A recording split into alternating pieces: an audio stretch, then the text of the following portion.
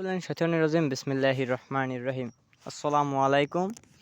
আমরা আগের পর্বে আপনার দেখানোর চেষ্টা করেছি মডের বৃহত্তরকার পরিবেশ।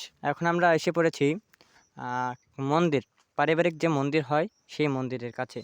এটি প্রচলন আছে যে ভীমচন্দ্র হাওলাদার বাড়ির মন্দির, ওনার বাড়িও আছে, সেটা আমরা আপনাদের পরে দেখানোর চেষ্টা করব। যদিও সেটা এখন ভেঙে গেছে অনেকটা, তবুও দেখানো কিছুটা চেষ্টা করব। তো আমরা এখানে ভিতরে এসে পড়েছি, দেখতে পাচ্ছি দুটি দেখতেই পাচ্ছেন, দুটি কক্ষর মতো আছে। এর ভিতরে হয়তো ছিল, এর ভিতরে ছিল দুটি আহ, আহ, মূর্তি হয়তো। আর পাশে একটি জানলা আছে আলো প্রবেশ করার জন্য, পাশে আরও একটি আছে দরজা, এবং আমরা যেটা থেকে ঢুকলাম। উপরকার পরিবেশ দেখানোর চেষ্টা করি। উপরে আসলে হয়তো দেখা যাচ্ছে কিছুটা, উপরে ছাদটা এখনও ভালো আছে খুব।